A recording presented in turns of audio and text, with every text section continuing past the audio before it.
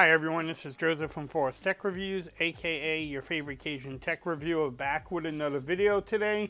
Today's video, yes, I want to give you an update on my experiences with the Galaxy Watch 7 Ultra. I just want to go over some things I like and dislike about it. But before I get into this video, check this out.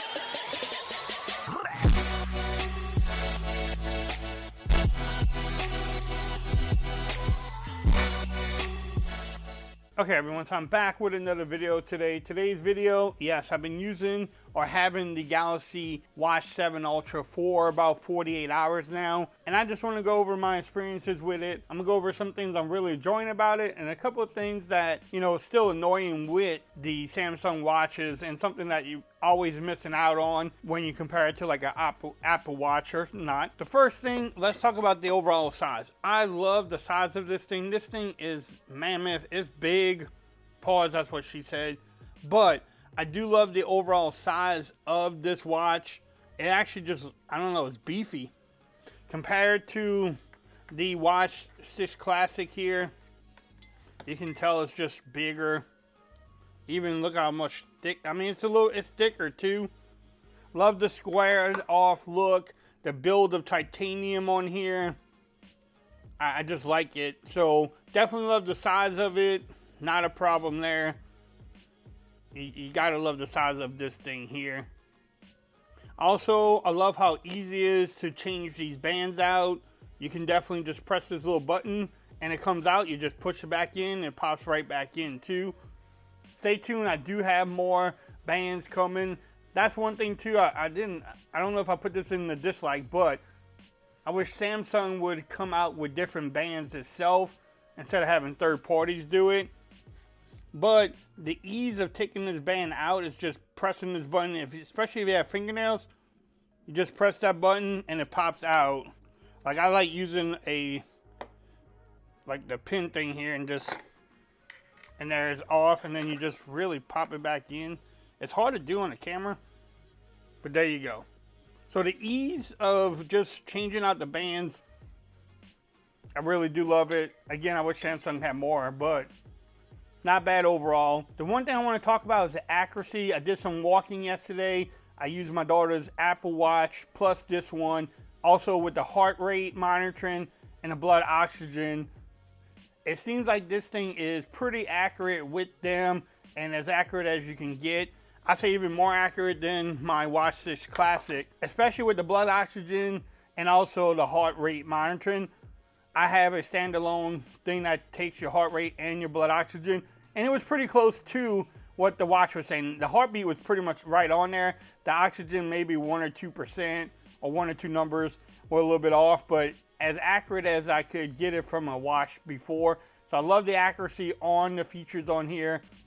The steps were right in line too with the Apple Watch, so definitely I like the accuracy of what they did. Now battery life, someone asked about battery life. I don't know, I think that one is still learning me. I've been using it on Bluetooth and Wi-Fi. I've been using it a lot, so right now I'm at 23%, and I think I took it off the charger maybe a day and a half ago, maybe. It may not even been that long, but I'm in the learning phase right now, so I don't know. We will see. I'm gonna leave that one.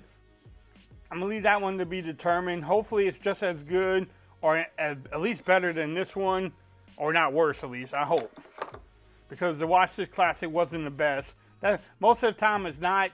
I like to sleep with the watches on. I like getting the sleep things on here that you have, so I do sleep with the watch on there. But if you don't sleep with your watch on, then you don't have a problem. You just plug it in and get it charged up, and that wouldn't be a problem for you. I do like the digital bezel here. I do also have, I'm going to talk about it a little bit more later on, but the digital bezel is great. I do like, I mean, I won't say great. The digital bezel I'm getting used to. It's not as good as the OG, you know, one on this 6 Classic here, but it's something to get used to. I've been using it more than just swiping.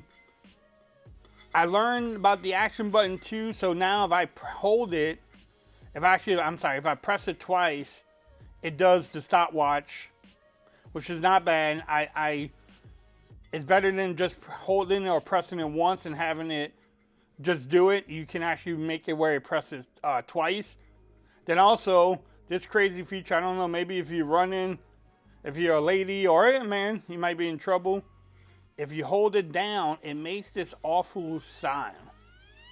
It's coming. This is not even it.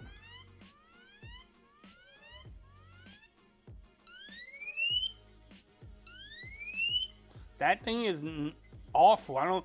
I mean, maybe if you're running, you need help, something like that. You can alert that. Maybe a creeper is coming to you, and you might stop creeping if that's going off. It just hurts your ears too. So I do like that. The action button I'm getting used to. The home button works great. The back button. You can even program the home button if you press it twice.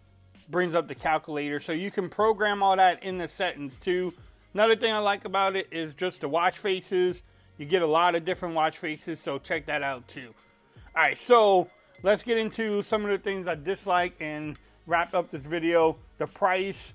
For me, I traded in the device. If you don't have anything trade in, $649 MSRP is a little steep. I mean, that's a phone. You can get a good phone for that price. I don't know if I could spend $649 on a watch myself. I didn't. And that's why I always trade in devices. I think I'm trading this one in. I'm not attached to them. I paid less than what I'm getting in the trade for this one too. So I'm always trying to make the money back on it. So if you're gonna pay $649, it may not be worth it for you. Also, the physical bezel would be better. I'm getting used to the digital one, but just having that physical bezel around it, just cool. You can tell people, like, look at my watch, it does that. Now, with the digital one, it does work. It's not horrible. Like I said, I'm getting used to it, but I wish the physical bezel was there. You can actually turn the digital one off if you wanted to. Also, the gestures on here, like the pinch to do a call or any of these other little gestures they have on here, I think it's just a gimmick. Doesn't work all the time. And then the last thing before I wrap it up is just the apps. Android Wear phones and watches, the apps are just very minimalistic. They don't have a lot of different apps you can get. They have a lot of help apps, like if you want running, jogging, tracking steps.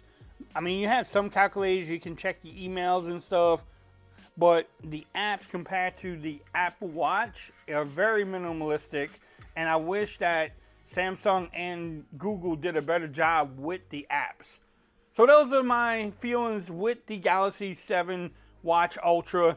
I'm enjoying it. Yeah, there's a few things that I wish it would be a little bit different. Y'all let me know if you have it, are you enjoying it? Have you returned it yet? Is it too early to say anything like that? Y'all let me know in the comments.